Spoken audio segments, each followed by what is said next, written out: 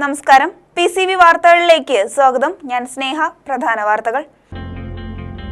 Pattambi block പഞ്ചായത്തിൽ 4.5 കോടി രൂപയുടെ വികസന പദ്ധതികൾ നടപ്പാക്കും. പുഴമലിനീകരണം തടയാനും കാർഷിക രംഗത്ത് മുന്നേറ്റമുണ്ടാക്കാനും പദ്ധതി ആവിഷ്കരിക്കുമെന്ന് സാരഥികൾ. പാലക്കാട് പുതുപ്പള്ളി തെരുവിൽ തീയും പുകയും. പോലീസും ഫയർഫോഴ്സും ആംബുലൻസും കുതിച്ചെത്തി. മോക്ക് ഡ്രിൽ എന്നറിഞ്ഞപ്പോൾ ആശ്വാസമായി.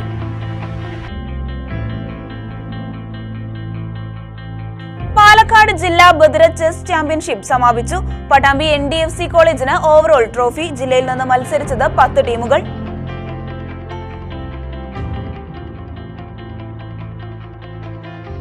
തൃത്താല ഉപജില്ലാ ശാസ്ത്രമേളകൾ സമാപിച്ചു. പാലക്കാട് ജില്ലാ CBSE കലോത്സവങ്ങൾ ശനിയാഴ്ച സമാപിക്കും.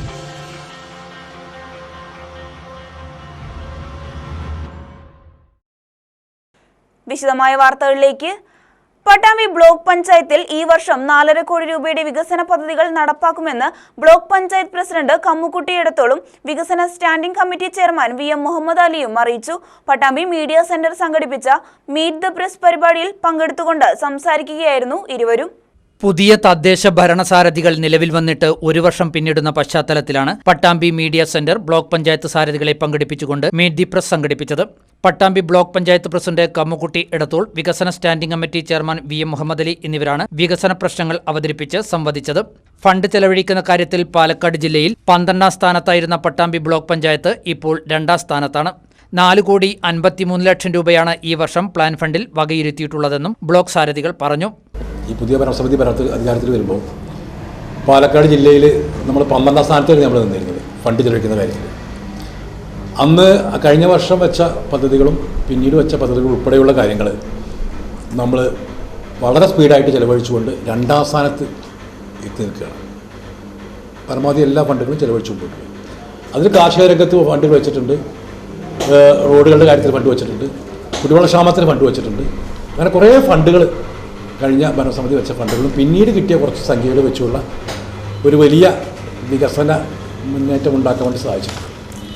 ഈ വർഷം കുറച്ചുകൂടി അധികം ഫണ്ടുകൾ വെച്ചുകൊണ്ട് നമ്മുടെ നാടിൻ്റെ റോഡുകളെക്കുറിച്ച് ഫണ്ട് വെച്ചിട്ടുണ്ട്, കുടിവെള്ളമുണ്ട്, അതോടൊപ്പം തന്നെ ഇപ്പോൾ കൃഷിക്കാവശ്യമായ ഫണ്ടുകൾ വെച്ചിട്ടുണ്ട്, മാലിന്യ സംസ്കരണത്തിന് ഫണ്ട് വെച്ചിട്ടുണ്ട്. ഇത്തരം ഫണ്ടുകളാണ് പ്രധാനമായിട്ട് വെച്ച് മുമ്പോട്ട് പോകുന്നത്. ഈ വർഷം വെച്ച ഫണ്ടുകളിൽ നമ്മൾ പ്ലാൻ ഫണ്ടിൽ മാത്രം 4,53 ലക്ഷം രൂപയുടെ വർക്കുകൾ വെച്ചിട്ടുണ്ട്. അതിൽ പ്രധാനമായിട്ട് 20 റോഡുകൾക്ക് വേണ്ടി 97 ലക്ഷം രൂപ വെച്ചിട്ടുണ്ട്. കുടിവെള്ള പ്രശ്നം പരിഹരിക്കുന്നതിന് വേണ്ടി മൊത്തം 26 വർക്കുകൾക്ക് വേണ്ടി 74 ലക്ഷം രൂപ വെച്ചിട്ടുണ്ട്. മണ്ണ് സംരക്ഷണം നമ്മുടെ നാട്ടിലെ ഒരു പ്രധാന വിഷയമാണ്. അതിനുവേണ്ടി 6 വർക്കുകൾക്ക് വേണ്ടി 27 ലക്ഷം രൂപ വെച്ചിട്ടുണ്ട്. ജലസേചനം ഒന്നുകൂടി കാർഷിക രംഗത്തേക്ക് വേണ്ടി ഇപ്രാവശ്യം ഒരു 5 വർക്കുകൾ പ്ലാൻ ഫണ്ടിൽ മാത്രം എടുത്തുകൊണ്ട്, ബാക്കി വർക്കുകൾ വേറെ ഉണ്ട്, ഒരു 19 ലക്ഷം രൂപ അരി വെച്ചിട്ടുണ്ട്. പിന്നെ വോൾട്ടേജ് ക്ഷാമം പരിഹരിക്കുക, അത് പല ഒരു പ്രശ്നങ്ങൾ ഇപ്പോൾ നിലനിൽക്കുന്ന പ്രശ്നമാണ്. അതിനൊരു 6,40,000 രൂപ വെച്ചിട്ടുണ്ട്. റോഡ്, കുടിവെള്ള പദ്ധതി, മണ്ണ്, ജലസംരക്ഷണം, ജലസേചനം, പകൽ വീട്, വോൾട്ടേജ് ക്ഷാമം പരിഹരിക്കൽ, ആശുപത്രികളുടെ അടിസ്ഥാന സൗകര്യ വികസനം, കോളനികൾ കേന്ദ്രീകരിച്ച് മാലിന്യ സംസ്കരണം എന്നിങ്ങനെ നിരവധി പദ്ധതികൾ വിഭാവനം ചെയ്തിട്ടുണ്ട്. നാശോന്മുഖമായിക്കൊണ്ടിരിക്കുന്ന നിളാനദിയെ മാലിന്യവിമുക്തമാക്കാനും കാർഷിക മേഖലയിൽ വൻ മുന്നേറ്റമുണ്ടാക്കാനും വരൾച്ചയെ പ്രതിരോധിക്കാൻ യുക്തമായ പദ്ധതികൾ ആവിഷ്കരിക്കാനും ബ്ലോക്ക് പഞ്ചായത്ത് നടപടി സ്വീകരിക്കുമെന്നും ഇതിനുവേണ്ടി വിദഗ്ധരുമായി ആലോചിക്കുമെന്നും അവർ അറിയിച്ചു. വീടുകൾക്ക് വേണ്ടി നമ്മൾ മൊത്തം 75 ലക്ഷം രൂപ ഈ വർഷം വെച്ചിട്ടുണ്ട്. വീണ്ടും കുറച്ച് ഫണ്ടുകളിലേക്ക് വരുന്നുണ്ട്. പിന്നെ കൊപ്പം ആശുപത്രി, പട്ടാമ്പി ആശുപത്രിക്ക് വേണ്ടി മൊത്തത്തിൽ ഒരു 45 ലക്ഷം രൂപയോളം അതിൻ്റെ വികസന, അവിടുത്തെ പ്രാഥമിക വികസനങ്ങൾക്ക് വേണ്ടി വെച്ചിട്ടുണ്ട്. പിന്നെ പ്രധാനമായിട്ട് വരുന്നത് ഓങ്ങല്ലൂർ പഞ്ചായത്തിൽ ഒരു വനിതാ വിപണന കേന്ദ്രം, ഒരു 3.5 ലക്ഷം രൂപ അതിനുവേണ്ടി വെച്ചിട്ടുണ്ട്. പിന്നെ ശാരീരിക മാനസിക വെല്ലുവിളിയിൽ നിൽക്കുന്ന മുക്കച്ചറ വാഹനം ഒരു 8 ലക്ഷം രൂപ അതിനുവേണ്ടി വെച്ചിട്ടുണ്ട്. പിന്നെ കറവ പശു പാലിന് വേണ്ടിയിട്ട് 10 ലക്ഷം രൂപ ആ ക്ഷീരവികസന വകുപ്പിലേക്ക് വേണ്ടി വെച്ചിട്ടുണ്ട്. പിന്നെ പ്രധാനമായിട്ട് നമുക്ക് വെച്ചത് ഇവിടെ ഹൈമാസ് ലൈറ്റുകൾ, നമ്മുടെ കൊപ്പം ഹോസ്പിറ്റൽ, പട്ടാമ്പി ഹോസ്പിറ്റലൊക്കെ തന്നെ രാത്രിയായി വെളിച്ചമില്ല, അവിടെ ഹൈമാസ് ലൈറ്റുകൾ സ്ഥാപിക്കാൻ വേണ്ടി ഒരു 6 ലക്ഷം രൂപ വെച്ചിട്ടുണ്ട്. പിന്നെ ബ്ലോക്ക് പഞ്ചായത്തിൽ തിരഞ്ഞെടുക്കപ്പെട്ട കോളനികളിൽ മാലിന്യ സംസ്കരണ യൂണിറ്റുകൾ ഒരു 15 എണ്ണം ആദ്യം സെലക്ട് ചെയ്തിട്ടുണ്ട്. അവിടേക്ക് വേണ്ടി ഒരു 16 ലക്ഷം രൂപ അതിലേക്ക് വെച്ചിട്ടുണ്ട്. പിന്നെ തിരുവേപ്ര പഞ്ചായത്തിലും പരുതൂർ പഞ്ചായത്തിലും പകൽ വീട് നിർമ്മിക്കാൻ വേണ്ടി, വയസ്സായ ആൾക്കാർക്ക് പകൽ വീട് പട്ടാമ്പി മുനിസിപ്പാലിറ്റിയിലുള്ളതുപോലെ തന്നെ പകൽ വീട് നിർമ്മിക്കാൻ വേണ്ടി ഒരു 23,66,000 രൂപ കണ്ടിട്ടുണ്ട്. അങ്ങനെയാണ് ഞങ്ങൾ പ്ലാൻ ഫണ്ടിൽ 4,53,53 ലക്ഷം രൂപയുടെ ഒരു പ്ലാൻ ഇപ്പോൾ ഞങ്ങൾ കണ്ടുവച്ചിട്ടുണ്ട്. ഇതാണ് പ്രധാനമായിട്ടുള്ള ഒരു രൂപം ഞങ്ങളുടെ മനസ്സിലുള്ള കാഴ്ചപ്പാട്. അതിന് ഫണ്ട് അനുവദിച്ചു കഴിഞ്ഞു, ഫണ്ട് വെച്ചിട്ടുണ്ട്. മീഡിയ സെന്റർ പ്രവർത്തകരായ K Madhu, K Vinod, P K Sumesh, N K Razi, TVM Ali, Ajith Chandran തുടങ്ങിയവർ സംവാദത്തിൽ പങ്കെടുത്തു. നഗരവാസികൾക്ക് ഭീതിയും കൗതുകവും പകർന്ന് പാലക്കാട് നഗരത്തിൽ നടന്ന മോക്ക് ഡ്രിൽ ശ്രദ്ധേയമായി. റവന്യൂ, പോലീസ്, ഫയർഫോഴ്സ് എന്നിവ സംയുക്തമായാണ് മോക്ക് ഡ്രിൽ നടത്തിയത്. വർഗീയ ലാള ഉൾപ്പെടെയുള്ള അടിയന്തര സാഹചര്യത്തിൽ പ്രശ്നങ്ങളെ നേരിടുന്നതിനുള്ള മുന്നൊരുക്കമാണ് മോക്ക് ഡ്രില്ലിൽ നടന്നത്. ജില്ലാ കളക്ടർ, ജില്ലാ പോലീസ് മേധാവി ഉൾപ്പെടെയുള്ളവർ പ്രകടനങ്ങൾ വിലയിരുത്തി.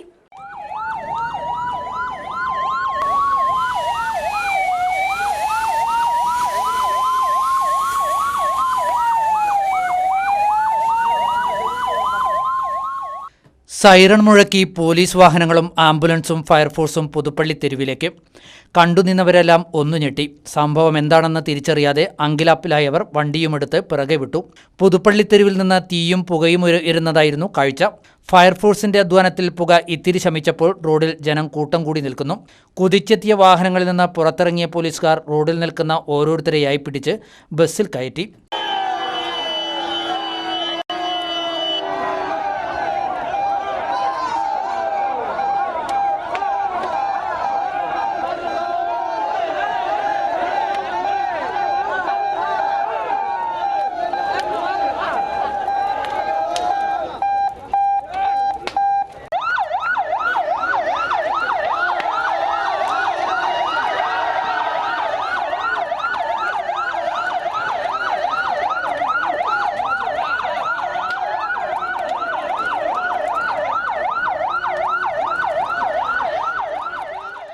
എന്നാൽ അറസ്റ്റ് വരിച്ച് ബസ്സിൽ കയറുന്നവരുടെ മുഖത്തെല്ലാം പറ്റിച്ചല്ലോ എന്നൊരു ഭാവമായിരുന്നു. കലാപബാധിത പ്രദേശത്ത് വിവിധ വകുപ്പുകളുടെ കാര്യശേഷി പരിശോധനയുടെ ഭാഗമായുള്ള മോക്ക് ഡ്രില്ലായിരുന്നു പുതുപ്പള്ളി തെരുവിൽ അരങ്ങേറിയത് എന്നറിഞ്ഞപ്പോഴാണ് പലർക്കും ശ്വാസം നേരെ വീണത്. ജില്ലാ കളക്ടർ പി മേരിക്കുട്ടി, SP, ജില്ലാ പോലീസ് മേധാവി, ASPയും തഹസിൽദാർ ഉൾപ്പെടെ നിരവധി ഉന്നത ഉദ്യോഗസ്ഥരുടെ സാന്നിധ്യത്തിലാണ് മോക്ക് ഡ്രിൽ അരങ്ങേറിയത്. പോലീസ് എത്തി ആദ്യം തന്നെ കുറച്ചാളുകളെ പുതുപ്പള്ളി തെരുവ് ജംഗ്ഷനിൽ ഒരുക്കി നിർത്തിയിരുന്നു. പൊതുജനങ്ങളിൽ അവബോധം സൃഷ്ടിക്കാനാണ് ഇത്തരത്തിലുള്ള മോക്ക് ഡ്രിൽ സംഘടിപ്പിച്ചതെന്ന് ASP പൂങ്കുഴലി പറഞ്ഞു. 300ഓളം പോലീസ് ജീവനക്കാരും മെഡിക്കൽ സംഘവും ഫയർഫോഴ്സും ഉന്നത ഉദ്യോഗസ്ഥരും മോക്ക് ഡ്രില്ലിനായി എത്തിയിരുന്നു. വർഗീയ കലാപങ്ങൾ ഉൾപ്പെടെയുള്ള അടിയന്തര സാഹചര്യങ്ങളെ നേരിടുന്നതിന് സേനാംഗങ്ങളെ പ്രാപ്തരാക്കുക എന്ന ലക്ഷ്യത്തോടെയാണ് മോക്ക് ഡ്രിൽ സംഘടിപ്പിച്ചത്. മുന്നറിയിപ്പില്ലാതെ നടത്തിയ സേനാംഗങ്ങളുടെ പ്രകടനം കണ്ട് ജനങ്ങൾക്ക് ആദ്യം ഭീതിയും പിന്നീടത് കൗതുകവുമായി മാറി. റേഷൻ ആനുകൂല്യങ്ങൾ പുനഃസ്ഥാപിക്കണമെന്നാവശ്യപ്പെട്ടുകൊണ്ട് മുസ്ലിം ലീഗ് തൃത്താല പഞ്ചായത്ത് കമ്മിറ്റിയുടെ നേതൃത്വത്തിൽ റേഷൻ കടയിലേക്ക് മാർച്ച് നടത്തി. മുസ്ലിം ലീഗ് ജില്ലാ വൈസ് പ്രസിഡന്റ് U ഹൈദ്രോസ് ഉദ്ഘാടനം ചെയ്തു. നിർത്തിവെച്ച റേഷൻ ആനുകൂല്യങ്ങളും റേഷൻ വിതരണവും പുനഃസ്ഥാപിക്കണമെന്നാവശ്യപ്പെട്ട് മുസ്ലിം ലീഗ് തൃത്താല പഞ്ചായത്ത് കമ്മിറ്റിയുടെ ആഭിമുഖ്യത്തിൽ റേഷൻ കടകളിലേക്ക് മാർച്ച് നടത്തി.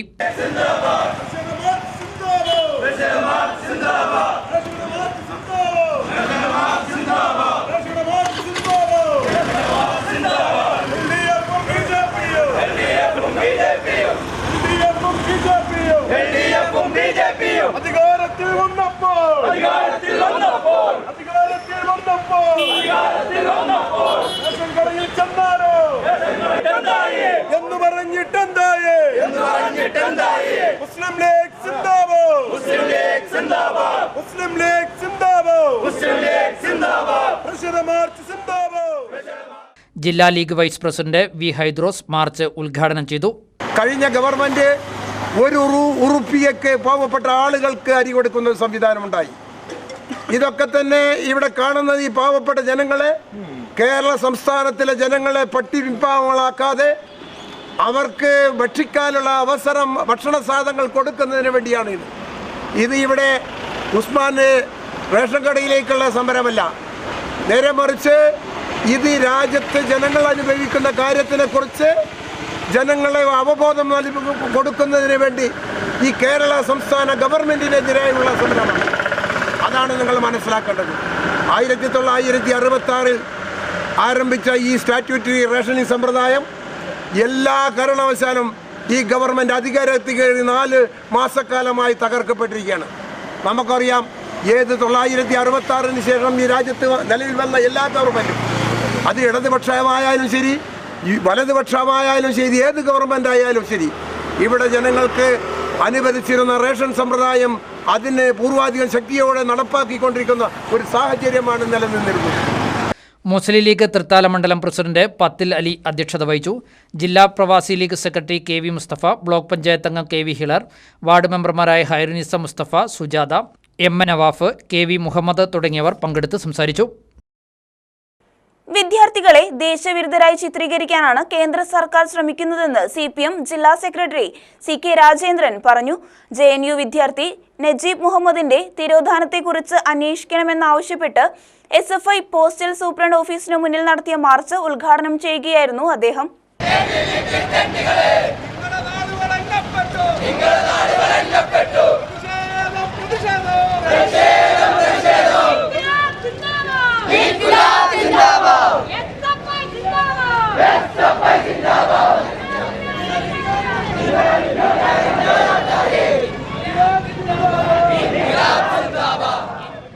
SFIയുടെ നേതൃത്വത്തിൽ പാലക്കാട് പോസ്റ്റൽ സൂപ്രണ്ടിന്റെ ഓഫീസിലേക്കാണ് മാർച്ച് നടത്തിയത്. JNU വിദ്യാർത്ഥി നജീബ് മുഹമ്മദിന്റെ തിരോധാനത്തെക്കുറിച്ച് അന്വേഷിക്കുക, RSS ABVP അതിക്രമങ്ങളിൽ നിന്നും കലാലയങ്ങളെ സംരക്ഷിക്കുക തുടങ്ങി വിവിധ ആവശ്യങ്ങൾ ഉന്നയിച്ച് നടത്തിയ മാർച്ച് CPM ജില്ലാ സെക്രട്ടറി CK രാജേന്ദ്രൻ ഉദ്ഘാടനം ചെയ്തു. കൂട്ടിനുണ്ടായിരുന്ന 2 സുഹൃത്തുക്കൾ പുറത്ത് മറ്റാവശ്യങ്ങൾക്ക് വേണ്ടി പോയി തിരിച്ചു വരുമ്പോൾ നജീബിനെ കാണാനില്ല. വളരെ ഗൂഢമായ ഒരു ആലോചന നടത്തി നജീബിനെ എങ്ങോട്ടോ മാറ്റിയിരിക്കുന്നു എന്നതാണ് ഇതിൽ നിന്ന് നമുക്ക് മനസ്സിലാക്കാൻ കഴിയുന്നത്. അതിനപ്പുറത്തേക്ക് എന്തെങ്കിലും അപകടം സംഭവിച്ചിട്ടുണ്ടോ എന്ന് പോലും സംശയിക്കേണ്ടിയിരിക്കുന്നു. കാരണം ABVP, RSS, സംഘപരിവാർ സംഘടനകൾക്ക് ഇത്തരത്തിൽ ചെയ്യുന്നതിന് യാതൊരു മടിയുമുള്ളവരല്ല. അവർ പരിശീലിക്കുന്നത് തന്നെ അങ്ങനെയാണ്. അവർക്കിഷ്ടമില്ലാത്ത എല്ലാവരെയും ഉന്മൂലനം ചെയ്യുക, കൊലപ്പെടുത്തുക എന്നതാണ് RSSന്റെയും സംഘപരിവാറിന്റെയും ABVPയുടെയും ഒക്കെ ലക്ഷ്യം. അതുകൊണ്ട് നജീബ് ജീവിച്ചിരിക്കുന്നുണ്ടോ എന്നത് തന്നെ ഇന്ന് സംശയമാണ്. നജീബിനെ ആശുപത്രിയിൽ കൊണ്ടുപോകുമ്പോൾ മുഖത്തുകൂടി ചോരയൊലിക്കുന്നുണ്ടായിരുന്നു. അവശനായിരുന്നു നജീബ് എന്ന് പറഞ്ഞത് നജീബിനൊപ്പമുണ്ടായിരുന്ന ഷാഹിദ് റാസ എന്ന് പറയുന്ന സുഹൃത്താണ്. നജീബിന്റെ കുടുംബാംഗങ്ങളോടൊപ്പം, ഉമ്മയോടും കുടുംബാംഗങ്ങളോടുമൊപ്പം പത്രസമ്മേളനത്തിൽ ഷാഹിദ് റാസ ഇക്കാര്യം പറയുകയുണ്ടായി. SFI ജില്ലാ പ്രസിഡന്റ് കിഷോർ അധ്യക്ഷത വഹിച്ചു. ജയദേവൻ, നിതിൻ, ഐശ്വര്യ എന്നിവർ സംസാരിച്ചു. ചരമം. അധ്യാപകനും കവിയുമായിരുന്ന കീഴ്മുറി കുറുവാന്തോടി ബാലചന്ദ്രൻ മാസ്റ്റർ നിര്യാതനായി. 74 വയസ്സുണ്ട്. Koppam government high school, Naripparamba UP school, Pattambi government high school എന്നിവിടങ്ങളിൽ അധ്യാപകനായിരുന്നു. സ്വപ്നസങ്കരങ്ങൾ, പിന്നെയും എന്നീ 2 കവിതാ സമാഹാരങ്ങൾ പുറത്തിറക്കിയിട്ടുണ്ട്. റിട്ടയർ അധ്യാപിക മാധവിയാണ് ഭാര്യ. സന്ദീപ്, സംഗീത്, സനൂപ്, സനിത എന്നിവർ മക്കളാണ്. സംസ്കാരം വീട്ടുവളപ്പിൽ നടത്തി. ഇടവേളയ്ക്ക് ശേഷം വാർത്തകൾ തുടരും.